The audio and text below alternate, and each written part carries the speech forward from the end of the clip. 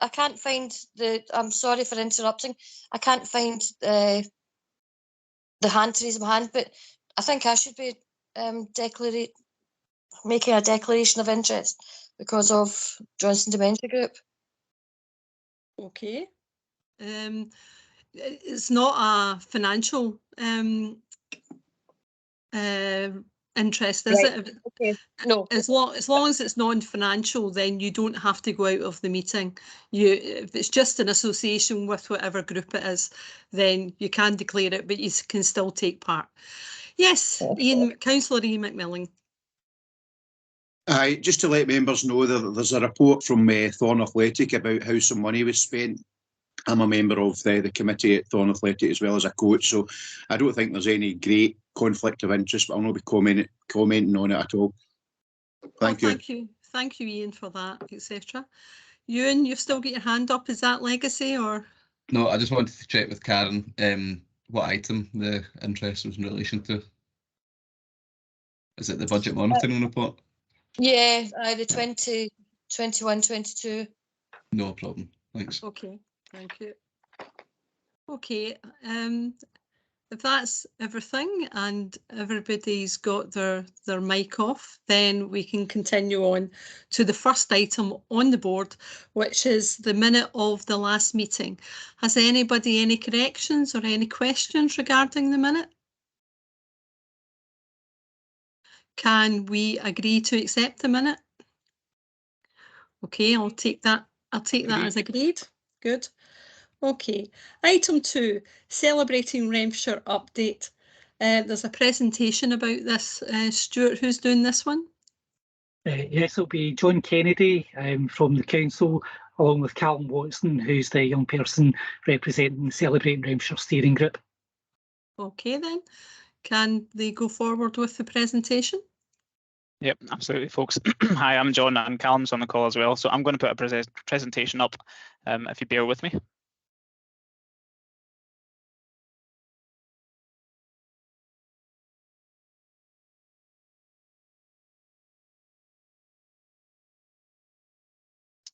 Folks, can I get a wee thumbs up when you see that? Okay, please.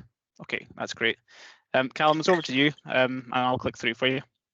Okay, so this is a Celebrating Renfrewshire PowerPoint.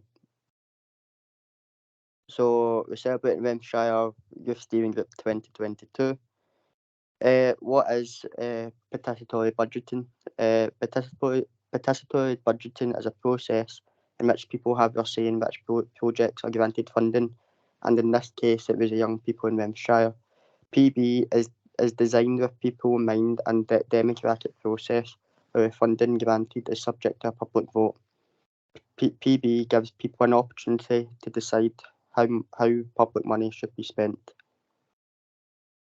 So our recruitment session was held on August the 17th of 2022. 12 young people attended the recruitment session, and the session was delivered by the previous steering group members. So here's a photo of the steering group and the old steering group giving the presentation. And the youth-led steering group, a steering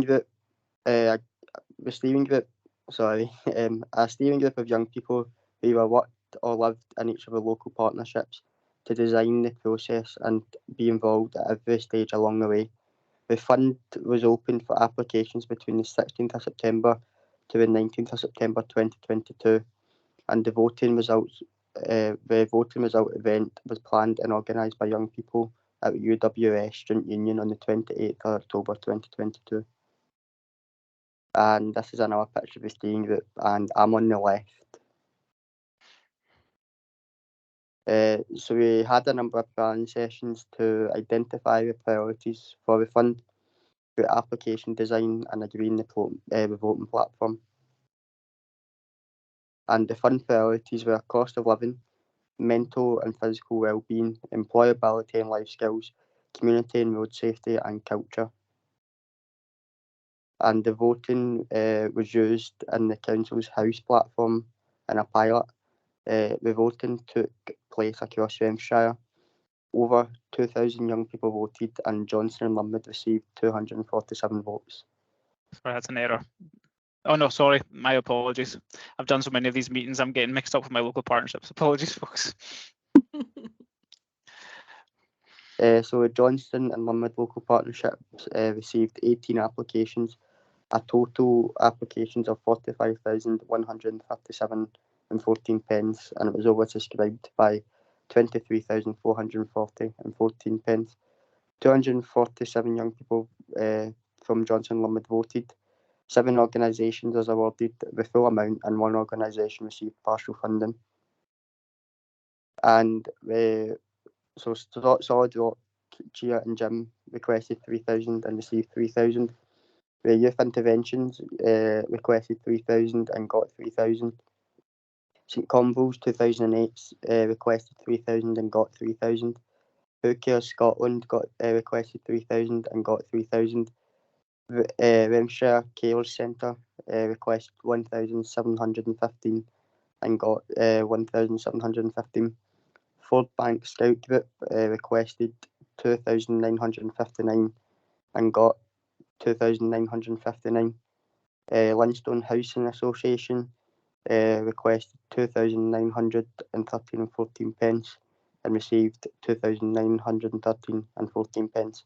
And the Pace Theatre Group requested 3,000 and received 2,109 and 86 pence. So announcement event was planned by the steering group and had over 100 people in attendance. And the next steps is to evaluate the process, make recommendations for the future, and start planning the next round. And this is a wee film of the event. Chair, do we have time to show a 3-minute video? That'd be okay?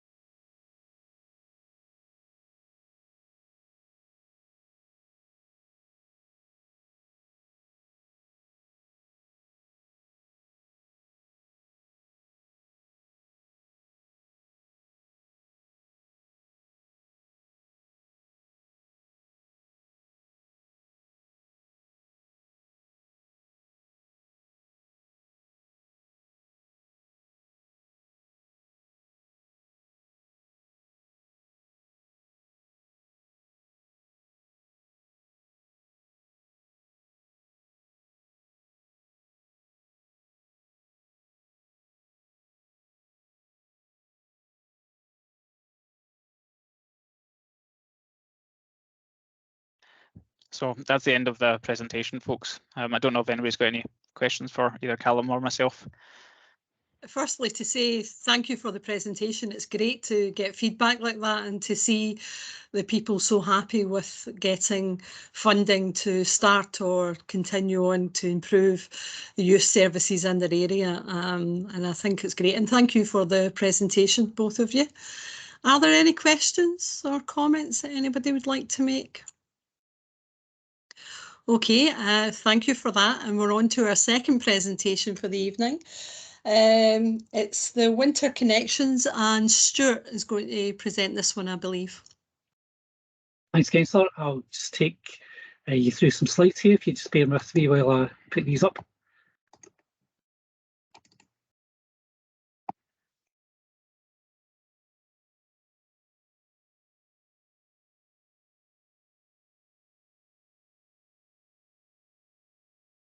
There we are. Can I get a wee thumbs up if people can see that okay?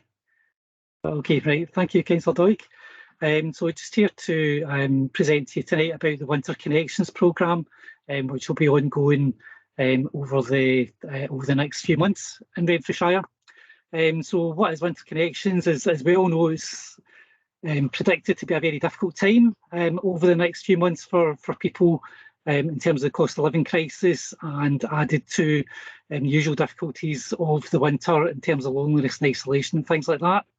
And what we wanted to do in Renfrewshire was to put together a feel-good programme, if you like, of events and activities that will encourage people out their houses, somewhere that they'll want to go to, but also somewhere that if they want to find somewhere a space to meet other people and also to keep warm, they can do that as well, but within a context of doing something positive and receiving the benefit of the activities that's going to be going on. So we'll have a programme of events and activities right across Renfrewshire, and anyone can access these events.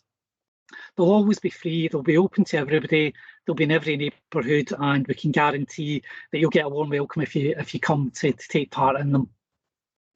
We're working with what we call our Winter Connections hosts, that's lots of local community groups, to make sure that people can also get the extra help and information that they need. So as well as the activities and the fun events that are going on, people will be able to say if they're kind of struggling a wee bit with anything, or if they need some help and advice, whether that be housing support, benefits advice, any kind of citizens advice, anything like that. And there'll be a signposting element to them as well. And we'll be rolling out in November, so the next few weeks you'll see everything kicking off, and there'll be a kind of large-scale information campaign to promote Winter Connections right across Renfrewshire. And so we've got a set of principles that we're working to. We want to build on the good relationships that we've already got in place with our community groups and the communities themselves. So building what already works in those areas and who is in place to deliver the Winter Connections activities. As I say, they'll be open, they'll be free, and they'll be easy to access. So you don't have to worry about paying money to get into any of the Winter Connections events, and it'll be in all neighbourhoods across Renfrewshire. As I said, it's to be a feel-good thing. It's to be something that people positively want to go to, and that when they leave with a smile on their face and feeling that it's been a good use of their time. They should be inclusive, they should be welcoming to all, they should be respectful of people, and probably paramount, safe places for people to go to. And we'll have that connection to other services and support, as I mentioned, backed up by the communication and the coordination of the Winter Connections programme. So that'll be a branding. It sits within our wider Fairer Renfrewshire branding, which is about reducing inequalities, and those are the principles that we're working to. So hopefully that gives you a kind of flavour of the sort of impact we want to have and the sort of events that we want to run. So we've asked people if they wanted to be Winter Connections hosts. That's any local groups or organisations that want to host events in the community. And that might be an organisation that's got a venue but doesn't necessarily have anything to put on, or it might be a group that's got an activity but doesn't have anywhere to host that activity. And what we'll do is we'll match activities together with venues as much as we possibly can, so that we get as much as possible going on within our local areas. during the winter months. What we'll offer the hosts centrally is that we'll provide them with a toolkit with information and materials that include information on local help and support that's available for residents, so that when they come up, they're not left kind of hanging. If somebody asks them a question, they'll know who to go to, or at least have the support to signpost on to. As I say, we'll promote the event quite widely within the Winter Connections programme's comms strategy, which is going to be rolled out soon. And we'll also offer those host organisations support and advice about how to offer inclusive and safe environments. So if you're thinking of putting on an activity, but you're maybe not quite sure how to do it in a safe environment, or what to do about accessibility, then we can support that. As I say, we'll connect community venues with groups that can offer activities and the other way around. And there's also some small grants to support costs. And so we're not expecting everybody to do this for free. And there's some money available to do that. And we just ask of the hosts that they sign up to the principles I explained earlier, so that there's a bit of consistency and everyone's treated right when they go to the events. So the Winter Connections Fund, there's small grants available of up to £2,000, and that's to support those groups with additional costs of making venues, activities and sessions open as part of Winter Connections programme.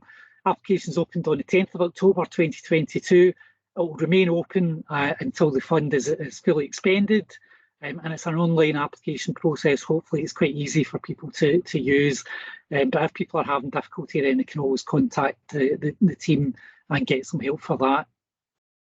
If there are groups that are looking to do maybe several events in partnership with other local groups, or if they're wanting to do more than one events or bigger events, then we're asking them to get in touch with to discuss that, because there is a little bit of flexibility and discretion to have some larger awards than the 2,000 that I mentioned as the kind of guideline there.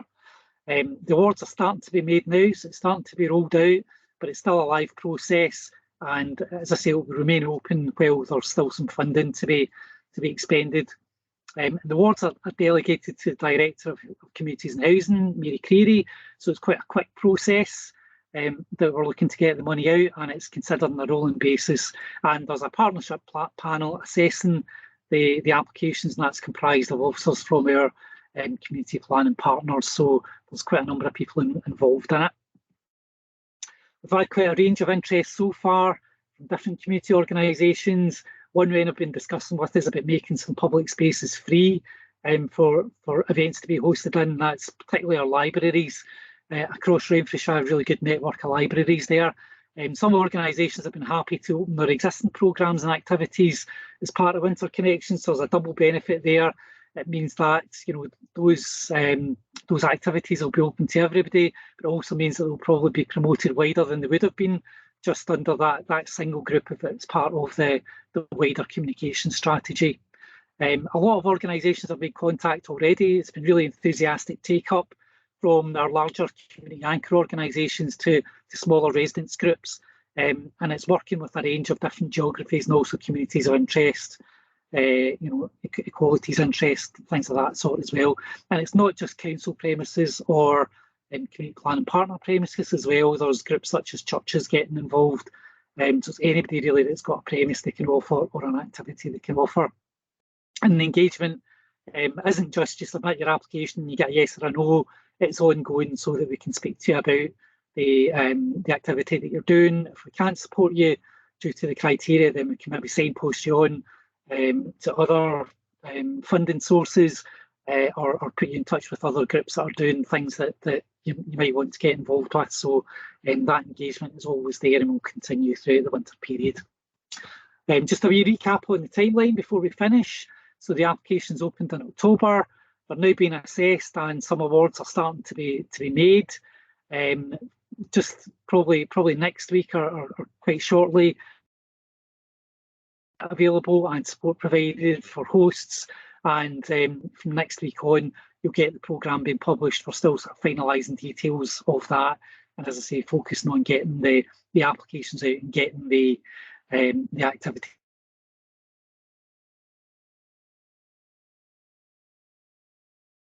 Okay, is that you, Stuart?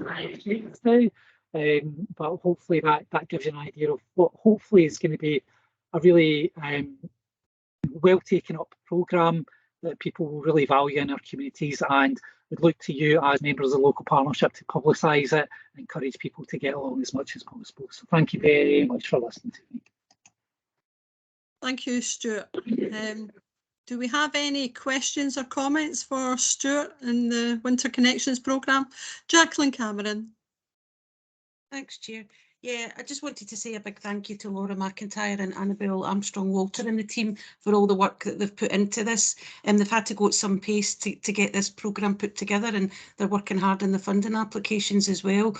I think also, without talking down other local authorities, I think this is a really positive programme because of the real mix in it. I think a lot of local authorities have just published a list of libraries, and the whole point of this is, as Stuart mentioned, is to take away from the stigma of warm banks. We're wanting to call it a Winter Connections programme, so it's about activities that people can do, and yeah, there's been such a lot of interest, so looking forward to everyone seeing the finished product, and thanks again to all the staff for all the efforts they've put into this.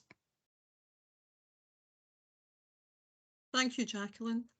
Yeah, it's not been an easy process, and there's been a lot of work put into it, and the staff team behind it have worked really hard in trying to get that mixture. And I think all the councillors appreciate the fact it's going to reach everywhere, and that there'll be a Renfrewshire-wide varied programme that people can go to if they can travel or close by. Thank you, Stuart, for that. Our next presentation is by Alice McBride, the Community Mental Health and Wellbeing Fund. Can you go ahead, Alice? Yeah, hello everyone. Thank you for having me along this evening. I'm just going to share my screen. So again, just a thumbs up if you can see that. Yeah, great. Okay, lovely. I'll make it bigger, don't worry. But this is a short report that we pulled together just as we have gone through the first year of this fund, so I was just wanting to use it just as an indicator. But just as a reminder, the Renfrewshire Community Mental Health and Wellbeing Fund was announced in October of last year by the Scottish Government. It was given to TSIs to roll out locally in each local authority area. For Renfrewshire, we received just over £500,000 to distribute in this first year, and that was, as I say, announced in October, and the money was to be distributed by March, which we were able to do. So it's very much a big thank you to all of you. I know my colleague Stuart Miller came along to this round last year and promoted the fund, and we saw a really great take up in the first year. So thank you very much for that. Just to again remind anyone, the fund itself is for adult community-based mental health support. So adult is deemed 16 plus, and the whole idea of the fund is very much, as I say, community focused. It is non-clinical, so it's early intervention and preventionist approaches. It's about, because it was COVID recovery funding originally, it's really about trying to get groups back together if they had suspended their activity during lockdowns, or indeed pushing and promoting groups and encouraging groups to develop if they had started during the lockdown. So some of those very, very small local activity. As I said, we got a really great reception in the first year. We were oversubscribed, as you could probably imagine, and so we had a cross-sector panel that made decisions, and we were able to support 52 projects in the first year, and that has been ongoing since money was received in March. They have up until February to spend money, so there is some activity that's ongoing. The majority of it has been spent already, and so the activity has been done, but there are some programmes that are ongoing. Just to highlight some for this local partnership, just to give you an idea of what's been funded, both Thorn Athletic and Jones and Us receive funding to deliver sports programmes in the area. Active Communities received a small amount of funding to train some of their volunteers. Raw received funding to support quite a big programme of activity, but so yeah, that's just a bit of an idea. It is Renfrewshire wide, so there has been activity across Renfrewshire, and quite a bit of activity has been open to residents from across Renfrewshire, but those were ones which were based just here. The more kind of exciting bit, I suppose, is the outcomes that we've seen. So I'll send this round to you all, so you can have I'll send it on to you, and then you can distribute it to you, so you can have a proper read through of it. But for me, it's the impact side that's the really more interesting, and it has been really well received, both the fund itself in terms of kind of how we've been administering it as TSI, but also from the community. It's been nicely received. So here's just a flavour, I suppose, but I really wanted to highlight this one from Get Active Coaching, just because it, for me, encompasses quite a lot about what the fund is. So it's not just mental health support, it's kind of everything else that it can help. So mentions here of kind of employability and how that can be improved. The next page I'll go on to talk about, obviously we've got some case studies here and examples of work that has been done over the last year, but I really wanted just to chat very briefly about the challenges which have been seen, because there have been challenges obviously in the first year. Groups have said that getting people back into communities actually was quite difficult, but when they started in April, because of course there were still sort of flare-ups of COVID, so things that were due to start in April maybe started more towards June or July, but from that it has actually then really taken off, so that's been really great to see. Other things like staff and volunteer recruitment and retention, that's not unique to the sector at all, that's been very much an issue raised, and the cost of living crisis, of course. So with the cost of living crisis particularly, for this second year of funding, this was always announced as 2 years of funding by Scottish Government, but for this second year we have been told that we can support programmes that support cost of living crisis responses. So it does still have the COVID focus, it's still about building capacity for groups, but we can also support any programmes that are tackling the cost of living crisis. So for that reason, we've pulled the whole process a little bit earlier than it was last year. So our application process is actually just, the applications have closed now. They closed at the end of October, and we're in the deliberation process with our cross-sector panel.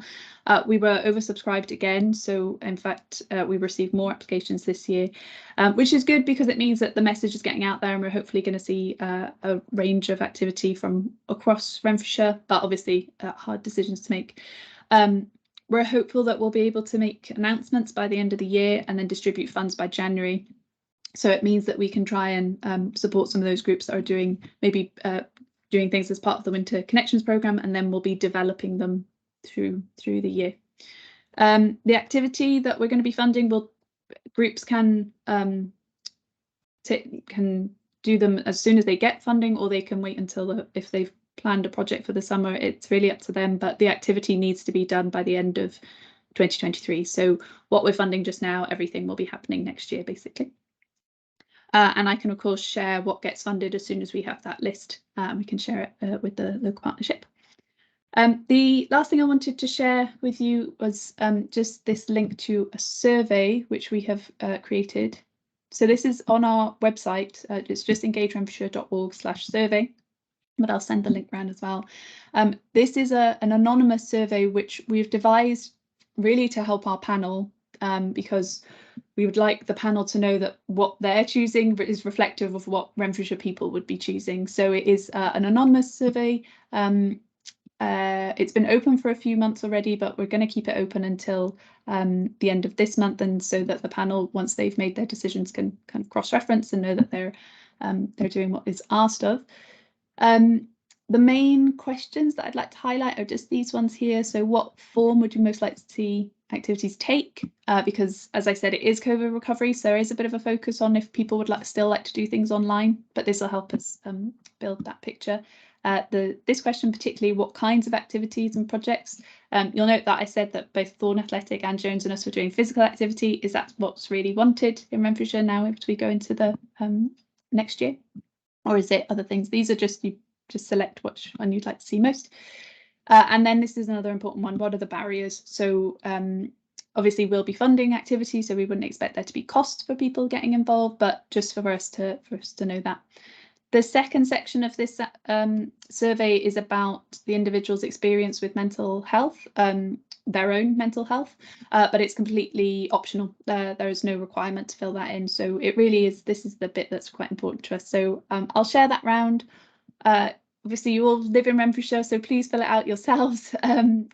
This bit, I can only stress, I can't stress enough how much this programme of activity is really for everyone in Renfrewshire, so long as they're 16 plus, because it is not that clinical mental health response to somebody with a mental health, with a diagnosed mental health condition, although we have been able to support some groups that are used to working with people with diagnosed conditions. It is much more about supporting people before they reach a point of crisis. So I'll just leave it there, but happy to take any questions if you have any. I don't see any hands up, so I'm taking that everybody's very happy with that report, Alice, and we await the outcome of the distribution of monies to see what it's obviously like in our area and who's getting supported. So thanks for that. Okay, the next report is Building Communities Approach by Glenn Reid. So can you go ahead, Glenn? Yep, hold on 2 seconds, I'll just get the presentation up. Thank you.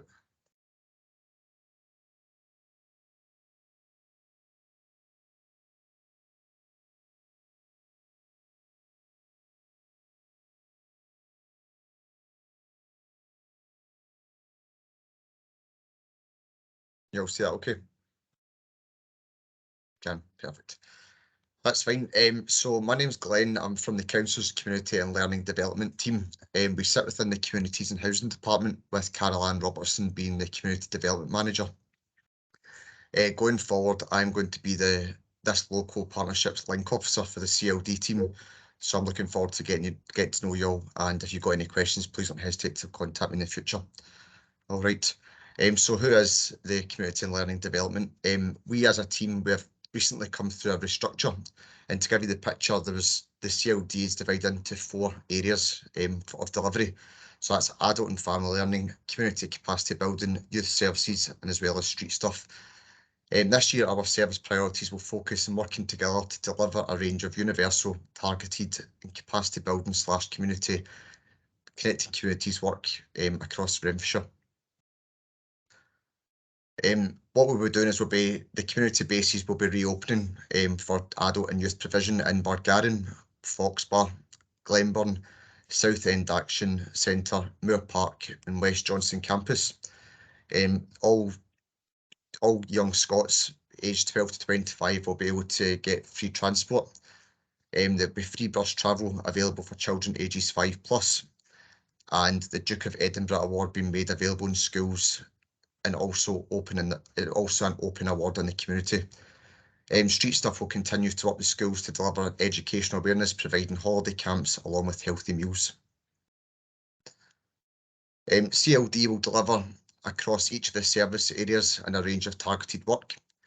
Adult and family learning will deliver English for, well, what's ESOL, and it means English for speakers of other languages. So we'll be working with the likes of Ukrainian refugees and also asylum seekers. Adult literacy groups will be there, and they'll be supporting people to get back into work, and they will be delivered in local communities in both formal and non-formal settings. Youth groups such as Art Boss and Promise Champions are being offered to young carers and care experienced young people. The CLD team will be working with communities adopting a solution-based approach to support, guide and signpost individuals and groups to meet their proposed objectives. The Team Up to Clean Up campaign will work to boost increased engagement with schools delivering presentations. The work of the Green Spaces in Villages Improvement Fund applications will continue, and will help guide them to support and meet the criteria as well. We'll be actively looking to reduce community concerns of fly tipping, littering and dog filling, with the support and assistance of the new Environmental Task Force, that's only just started this week. We will continue to deliver the Celebrate Renfrewshire PB Fund. We will work with the Youth Steering Group to update priorities for the fund on a year-to-year basis. We'll also continue to support internal departments with their community engagement for any participatory budgeting projects they have coming up. And lastly, as me being your new local partnership point of contact, my hope is that we'll work together and hopefully we can do a good job. And if anyone has any questions at all, please don't hesitate to contact me in the future. Thank you. Thank you, Glenn, for that short presentation. Thank you. Is there any questions? If you want to ask a question, could you put your hand up? No? Everybody seems to be very happy with that, Glenn. So no doubt all the councillors have already wrote your name down and thought that, yes, we'll be in contact with you within the next couple of weeks, that's for sure. Okay, thank you, Glenn. Thanks very much. Right, the next presentation.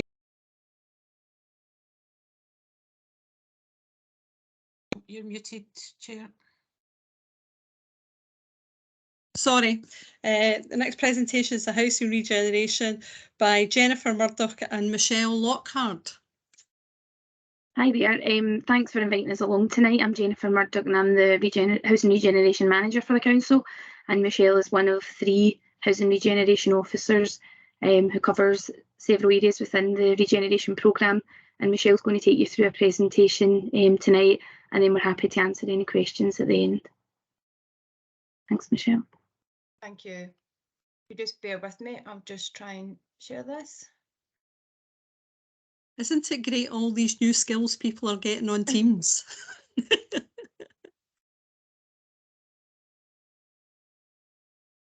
Are we up and running? Yep. Okay, thanks everyone. As Jennifer said, my name is Michelle Lockhart and I'm one of the Housing Regeneration Officers.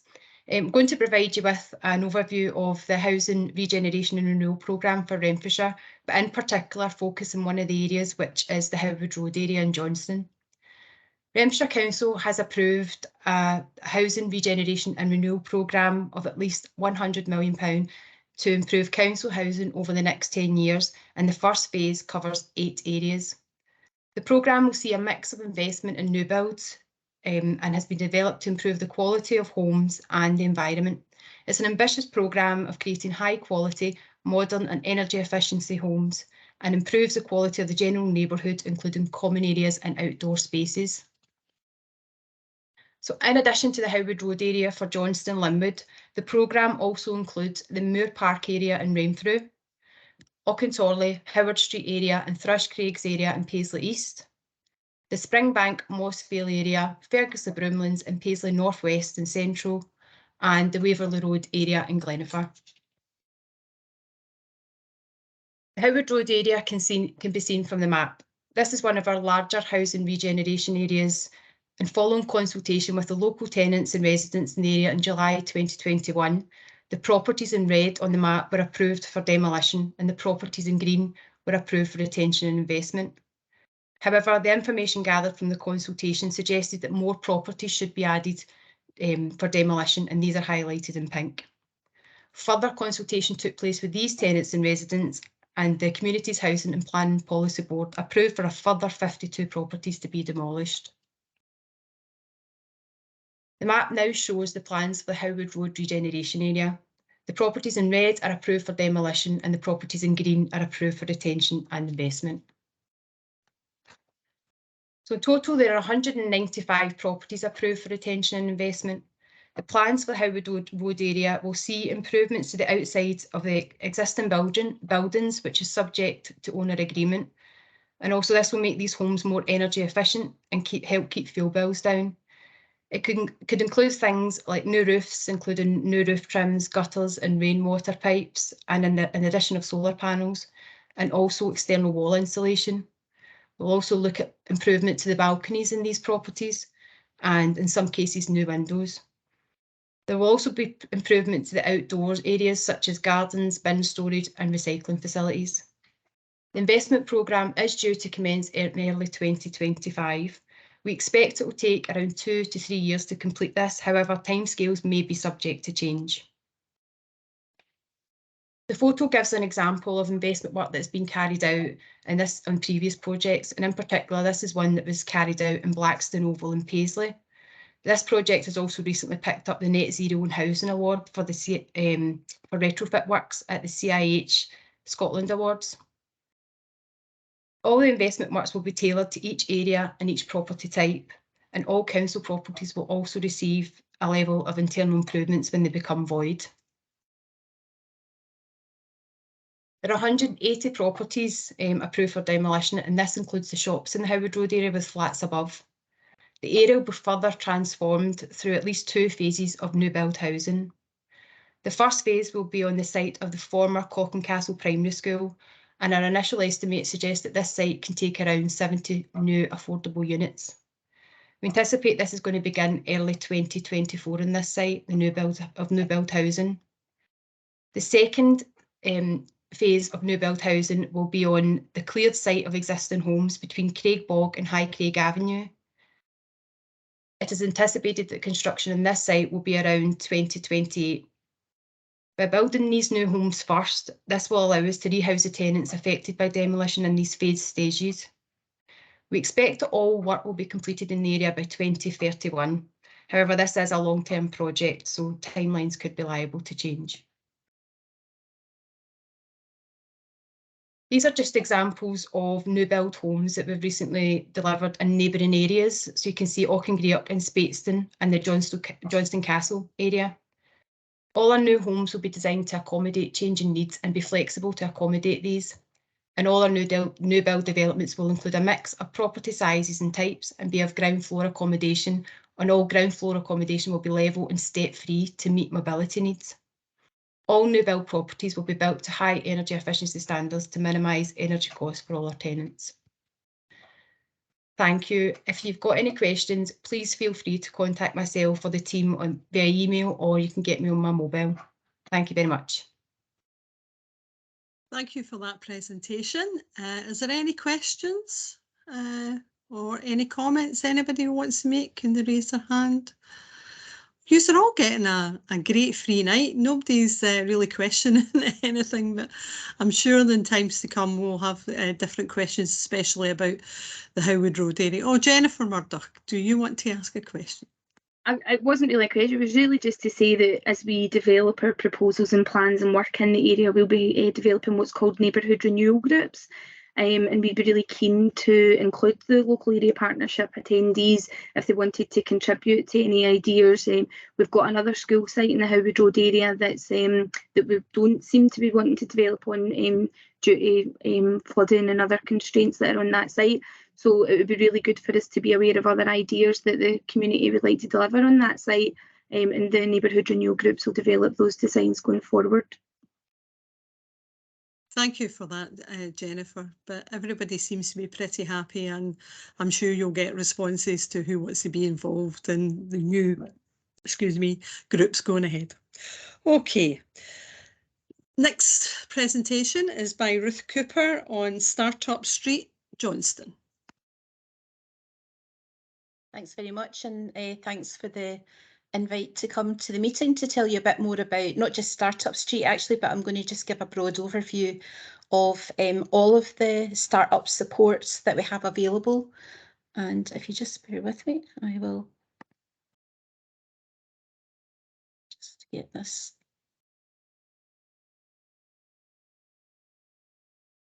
Okay, can you see that okay? Thank you for the wee thumbs up. First of all, just to say that every area in Scotland, every local authority has a business gateway service, which is the kind of standard startup and business growth offer across Scotland. And we advertise nationally, you've probably seen adverts, etc.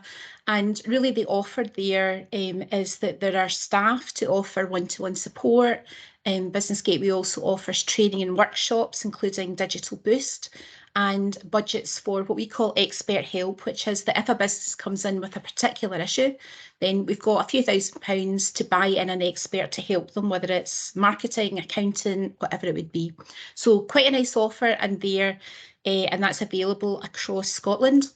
But about 6-7 years ago, we wanted to do more in terms of startup in Renfrewshire, and it tied in a lot to the City of Culture bid. and the focus there at the time was around creative industries. So we took on a facility or a premises and refurbed it in the High Street in Paisley, and that's become our kind of business hub. It's called Incube, and it's our business hub for all things enterprise and startup across Renfrewshire. It offers some business space, training space. We've got business advisors there and partner agencies use it as well. And the target that my team have for startup is to support around about 300 businesses a year in Renfrewshire to start up. That's only a fraction of the numbers that do. As you can imagine, if you've already run a few businesses, you might start one up and not need any support and advice. So what we tend to have is businesses starting up for the first time, and that's the ones that we tend to support. We set up a lot of creative business support at that time. So we had an Incube creative programme. We also offer the Incube shop, and we have a creative hub development fund. The Incube programme offers a few months of support for any creative businesses that start up. And just to give you an example, in 2015, when we didn't have Incube, of the 300 businesses, I think for the couple of years before, it was only 3 out of 300 that were creative. But in 2020, which was the last full year of incubation support, that had gone to 57 out of the 300 businesses were creative. So that shows the kind of impact you can have when you start to put more focus and support into particular areas. We also have the Incube shop, which is in Gilmer Street in Paisley, and you can see it in the bottom right-hand corner. And it's a shop that's available for any businesses who are creating their own products that we're supporting to test trade, and it also helps them to negotiate contracts with shops that they then might go on to supply. But critically and really importantly, the shop also acts as a retail academy for unemployed people. So we put unemployed people and students in there to support them in terms of working in retail. We also have a Creative Hub Development Fund. What we're trying to do with the creative sector is to encourage many of them to work together. And so the Creative Hub Development Fund allows one business to take a lease of a larger premise than they would want. And we support them to attract other similar types of business or complementary businesses to come in with them. And we subsidise the whole cost of the premises for 18 months and support all of the businesses individually and collectively to work together and grow their own businesses. And the Creative Hub model was the conduit really for Startup Street. So Startup Street we established in 2020, initially in Paisley. And really it was around our knowledge from businesses and our experience where a lot were saying we just can't afford to get into our first premises. It's too dear. It's too dear. We just can't make that jump. I'm in my back bedroom, I'm in a shed, I'm in a garage, just can't make that jump. So what we wanted to do was to establish an incubation space that would be subsidised in the same way that the Creative Hub space is. So a subsidy, first of all, of 75% for 6 months, then 50%, then 25%, and to offer 2 years of support, and at the end of it to help that business to move out into commercial premises so that we get that churn of other businesses being able to come through. There's business advisors on site, and it's a kind of full service to the business while they're there. And part of the other element of Startup Street in the 3 areas that we're in now is that we take rundown premises and refurbish them. And we have a community partner as the manager in each of the services. So the first one was in Paisley, in George Street, and you can see even there the difference that that's made in terms of the look of the area. And in there we have space for 20 businesses, and it's full at the moment and has been running really successfully for a couple of years. The one that you'll be aware of, I'm sure, is Startup Street in Johnstone, which is in partnership with Active Communities, where we supported the costs of renovating garage areas at the back of Station 7. Into being spaces for new businesses, and the focus there is on health and wellbeing. So lovely space, and the garage areas have worked out to be really, really nice. Lovely space for each of the businesses. There's 4 units there. We have 3 businesses that have moved in already, and we're interviewing next week for the 4th place. We basically take applications from people, and there'll be a 4th one there as well. So that's some of the details and the links if you want to have a look and support some of those businesses that are coming in. We're also due to open a startup street this month in Renfrew at Dunlop Crescent. Similar thing again, where we took really run-down premises and invested in them to refurbish them, and they'll be open shortly. The other thing that we have on offer for any startup businesses is a wide range of grant and loans that are available. So you can see the list of them there.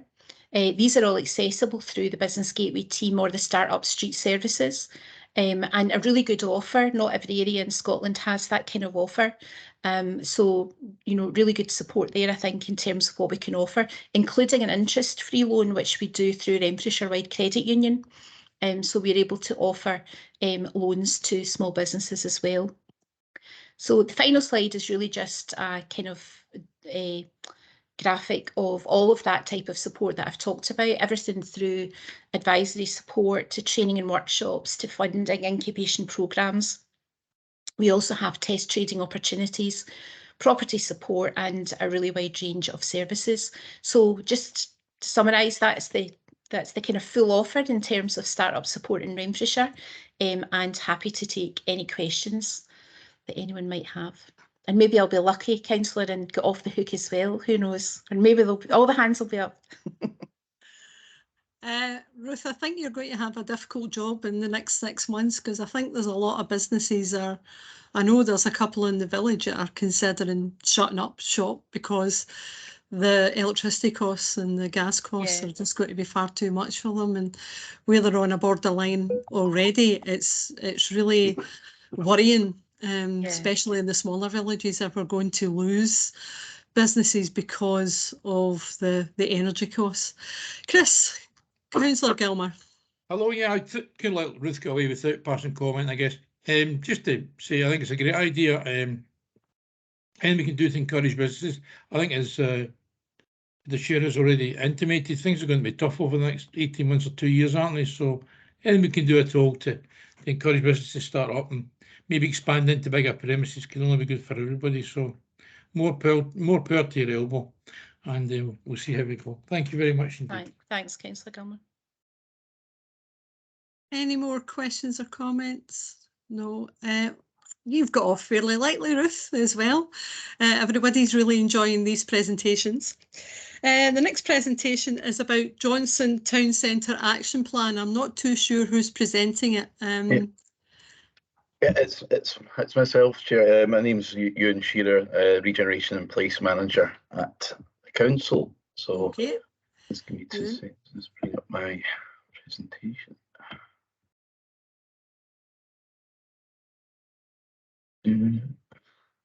Okay. Hopefully everybody can see that. Yeah, so as I said, hi there, my name's Ewan. Yeah, thanks for inviting me along today. So I'll just give you a kind of brief overview of the kind of Johnstone Centre strategy, some of its key goals and objectives, and some of the outcomes from it, and also kind of talk briefly about our plans to do a refresh of the strategy. So the Johnstone Centre strategy was prepared in 2016 as one of a series of strategies developed by the Council to support the growth of Renfrewshire's town centres. The strategy was informed by consultation with local residents, businesses and key stakeholders, and it provides a framework for sustainable growth for the town centre, setting out a series of opportunities and actions to help create a healthy and vibrant town centre, as well as supporting the aims and objectives of the local development plan. The strategy highlights that the town has a distinctive historic character with a rich industrial heritage as well, a strong civic, cultural and retail functions. The centre is recognised as having an important role in providing key services for both the local population and settlements across West Renfrewshire.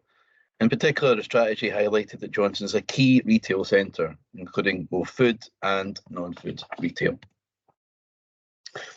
After a series of consultations, the strategy identified a number of key actions to support the health and future growth of the centre.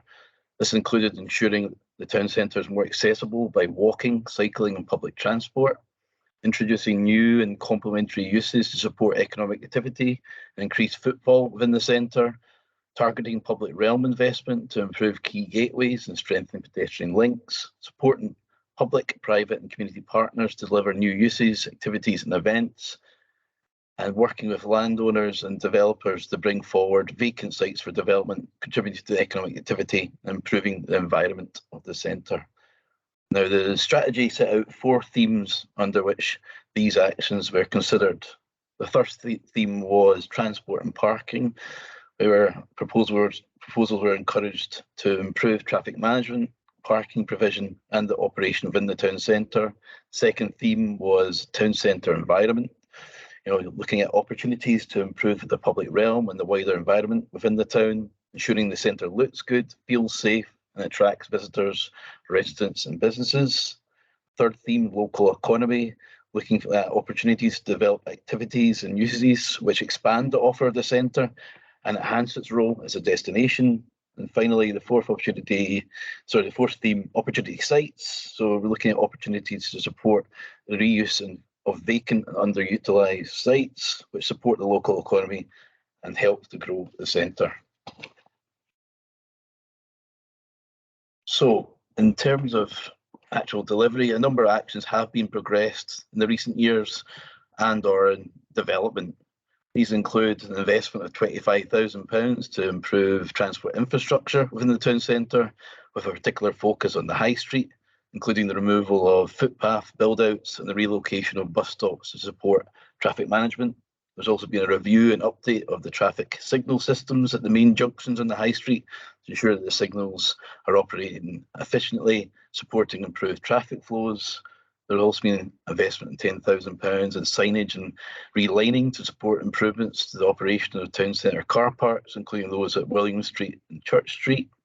There's been an investment of £270,000 at Provost Close, providing for internal and external improvements, supporting the town centre as an attractive place to live. There's also been an investment of £100,000 at Houston Court Precinct, enhancing existing footpath surfaces and removing the dated canopy. There's also been short-term enhancements to boundaries of gap sites at McDowell Street and High Street, enhancing the environment of the centre ahead of future development. A number of commercial premises within the town centre have benefited from the council's retail improvement scheme with enhanced shop fronts. There's been over 100,000 invested from the town centre fund in vacant council-owned properties, which have resulted in some reoccupation. And maybe a significant one is the investment to support the community-led plans for the reuse of the former police station at Quarry Street as a health and wellbeing hub run by active communities, which has been a great success. Now, going forward, we're now looking to refresh the strategy and develop a progressive aspirational vision and master plan framework for the revitalisation of Johnstone Town Centre, which has the support of the local community. The vision will reposition the centre in the context of the emerging post-pandemic challenges and opportunities, considering economic, social and environmental issues in detail, providing a clear framework for the future transformation and growth of Johnstone Town Centre over the next 10 years. The refresh offers an opportunity to reflect this context in shaping Johnstone Town Centre as one which is fit for the future, a town centre which is hopefully vibrant, sustainable, connected, green and resilient. We hope to commission the first phase of the refresh over the next month or so, and obviously this will include significant consultation with the local community. I think it's important to stress that this new vision will not just be a series of general aspirations and goals.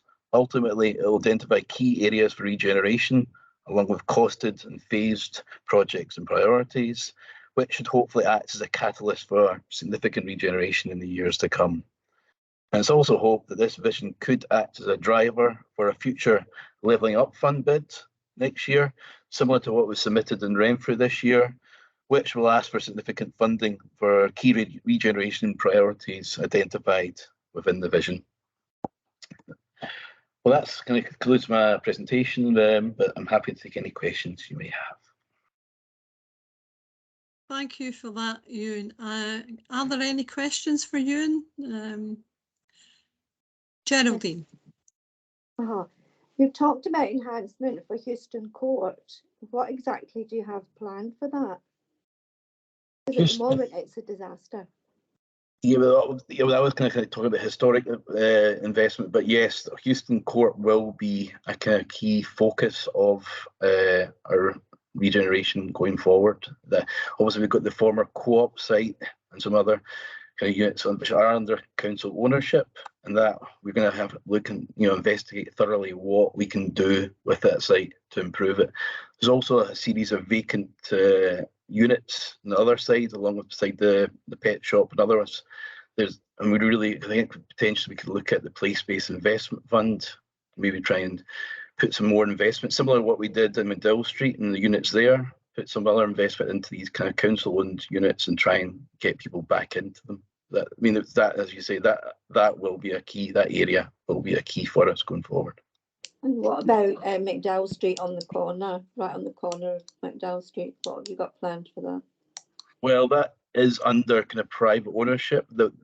So we're kind of limited what we can do. There is plans for a housing application that has been successful there, and as you can see, there has been significant clearance of the kind of properties there. So we will be encouraging. I know our colleagues in development management and the local plan are encouraging that to come forward. But as I say, that is not under council ownership, that corner site, so it is kind of limited. All we can do is really encourage this application. I think it's about 32 flats there, which we think it will make a difference to try and get some development on that site. But is the 32 flats, is that not on Millbrae? Is that not it's my understanding it's that corner site, but no, there's a site next to that called Millbrae, and then the other entrance is round in McDowell Street. That was meant to be 45 flats with Loretta Housing, and I understand that they're not building there now, but another housing association has offered to take it over. Right. As I say, that it isn't under our kind of ownership as the councils. It is kind of limited that site. But as I said, we are encouraging around that whole area, trying to get more residential development if possible. I mean, if you're coming into... Sorry. Councillor Emma Rodden might have an answer. She's wanting to come in. So, Emma? It wasn't actually to answer that specific point, because I know Geraldine had spoken about that at the Community Council last week. Mm-hmm. I have no answers as far as another housing association coming in. We have been notified of nothing as yet. But hopefully watch this space and we'll get some answers soon. My question to Ewan was, sorry to be so specific, Ewan.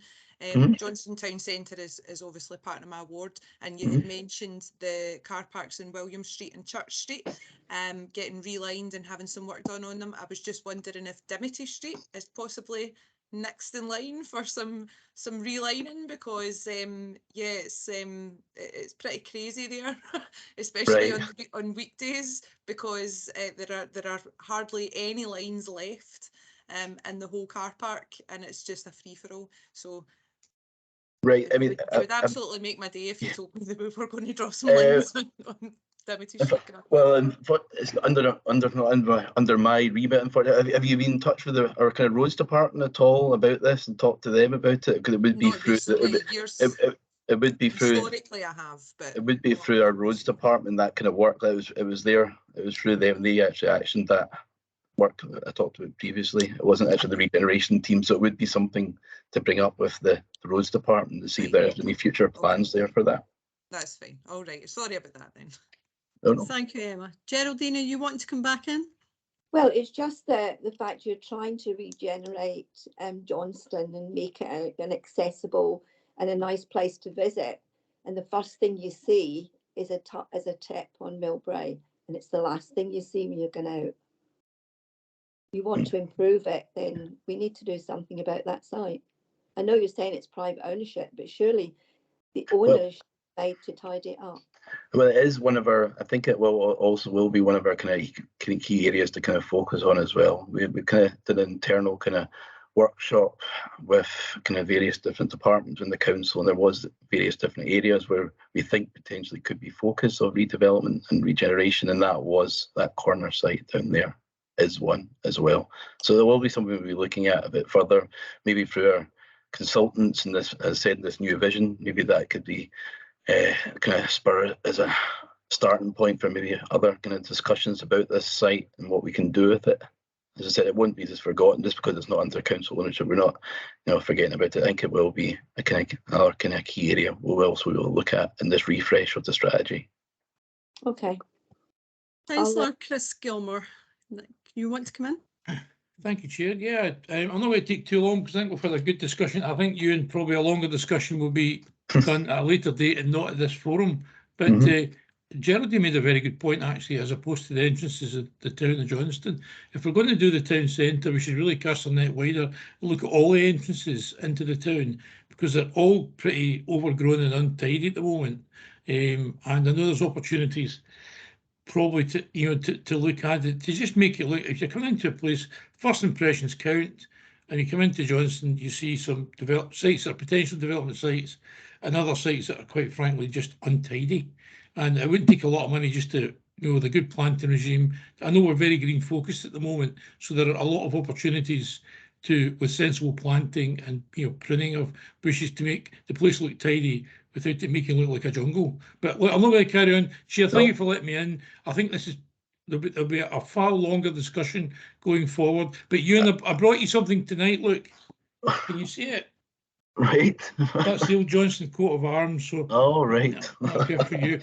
But, as you say, Councillor, there will be plenty of opportunities for further consultation, discussion about the vision, what it covers, and be happy to kind of discuss this further with you. Take this up. I think all the councillors will. I look forward to it. There's quite exciting times ahead, I hope.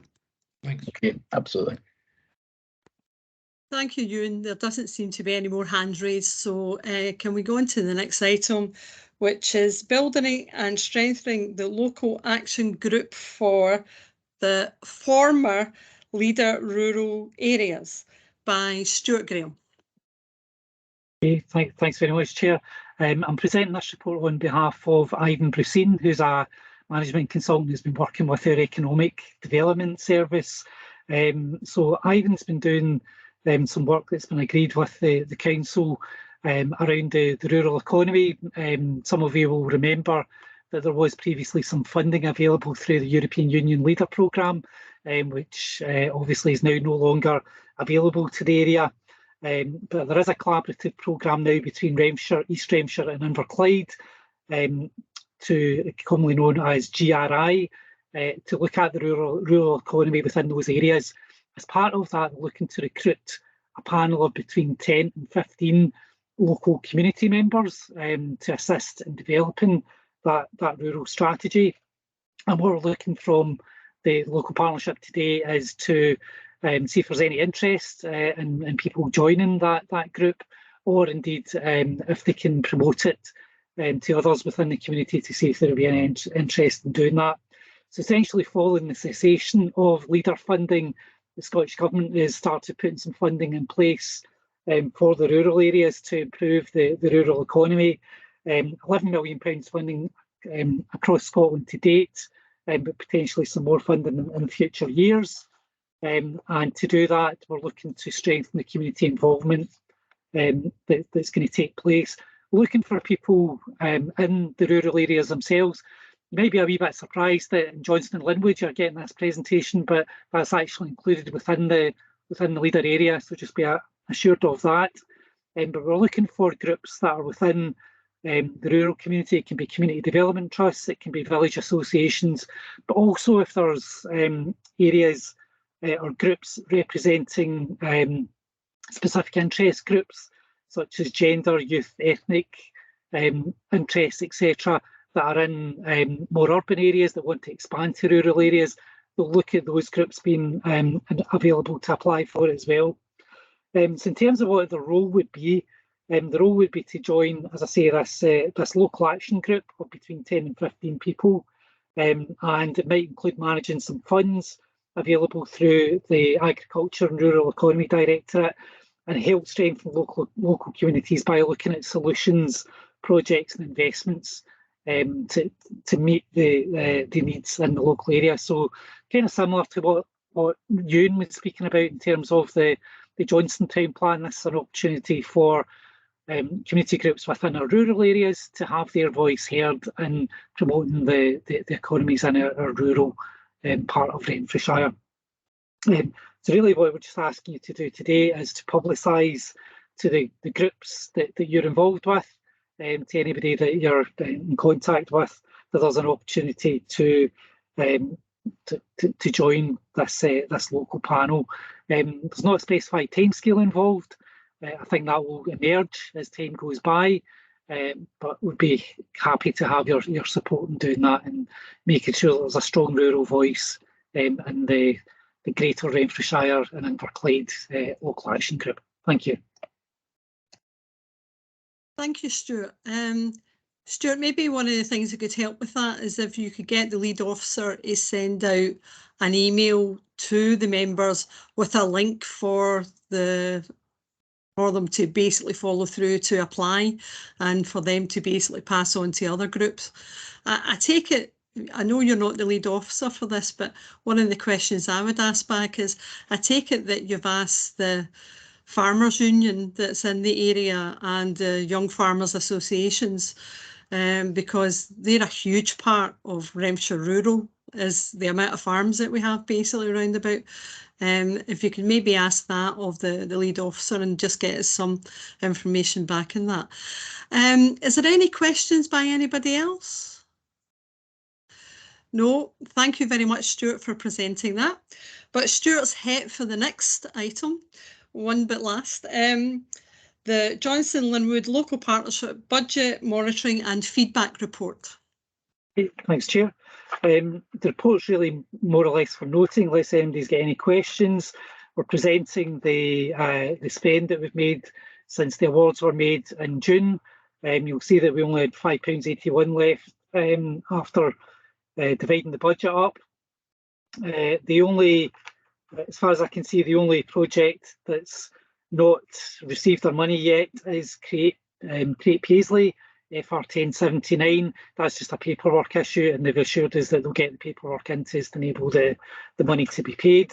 So that will ensure that all the funds are out and getting used to do good work and good activity within the Johnstone and Linwood area. The second table there is the Celebrating Renfrewshire Fund. You've heard the presentation from Callum and John earlier on tonight. I think the only thing I was picking up from Callum's presentation, I think there's a typo in my table in the very last one there for Pace Theatre Company. It should be £2,109.86 instead of £3,000 there. And then the third element of the report is the feedback from 2021. So you'll see there a range of feedback from the organisations that we funded, detailing how they spent their money and the impact it's had on local communities. As you'll be aware, it's not all of the projects have got back to us. We're still working on that and still getting some information back. There's still some stuff coming in from other areas, and we'll keep chasing that to get as full a picture as possible for the Johnstone and Linwood Local Partnership. Thanks very much. Happy to take any questions. Thank you, Stuart, and I'm glad that you're working on the feedback, but I'm sure, as we all discussed and when the night of the actual giving out of the budget, that it's imperative to the groups that if they want to apply for further funding in next year's batch, that they do feedback to us, because it is going to be a criteria point for applying, that we've had feedback from monies that have been given out in the last year. And I'm sure everybody approves of that, and to make sure that they're not just getting money and we don't get the actual feedback from what it's been used for and what's been gained out of it. There are some groups that are great at that, and I know there are others that are slower at it, but if you make sure there's a reminder goes out before Christmas, because as soon as Christmas and New Year is basically, you're only talking a matter of 10 weeks before the end of the year. So it's imperative that they do get that feedback before we even consider giving them a form again to fill in for the next year's budget. Is there any other questions for Stuart on the budget? No, that's great. Well, the very last item is the dates for next year's LAP boards, which is the 14th of February, the 9th of May, the 5th of September and the 28th of November. If we're all agreed on that, and we've agreed the local partnership budget report, that's us for the night. Okay, thank you for everybody attending. I know it was a lot of presentations, but we've just got so much to feed back to you and such good news about different projects that are going on. And I promise the ones from Linwood that I have asked the officers that we get some Linwood projects talked about next time we meet in February. Okay, and realise that 14th is Valentine's Day. Sorry? You Yeah. realise that the 14th is Valentine's Day. Yeah. I'm sure I can put off the husband's dinner for at least a day. Okay then, it's a working week as far as we're concerned. Leslie, you want to come back? Yeah, just wanted to ask something really quickly, Audrey. It was with regards to any more community members being brought on board. I just noted that Ian McMillan was a community member before, but he's now obviously a newly elected councillor. Does that mean there's an opportunity for another community member to be brought on board? I'll take that, councillor. That's something that we're going to be looking at in the round now, because obviously the members have been in place for over 3 years now. So we'll be looking at a kind of wider refresh of the membership. Obviously, an opportunity for existing members to continue, or for new members to come on as well, so that we get back up to full strength again. That's great, Stuart. I just noted that there has been a drop off with community members as well. I'm quite keen to push that membership as a whole. But thank you so much, Stuart. Thank you, Leslie. I'm hoping, barring no other things that crop up, that we might be able to have a mixed meeting the next time. But if it's a mixed meeting, I think the only place we can actually hold it is in the council offices in Cotton Street in Paisley. And I don't know how people feel about that. If you want to have a joint, you can still come in by Teams, or you can attend in person. I know Councillor McMillan's quite keen that we try and do face-to-face, but at the moment with the technology, the only place that we can, I think, really do that is the chamber in Cottage Street. Okay, Leslie. No, no, it's fine. I just don't know how to get my hand away. Just press your hand. Just go back up to the... It's not going away. Oh, somebody will. Probably. It's away now. Right, thank you everybody for attending, and I'll probably see quite a few of you tomorrow night when we do the villages one, especially the councillors. A few of them we have to attend both. So thank you for attending tonight, and I'll see you all in February on St Valentine's Day. Thank you. Go away, you love hearts.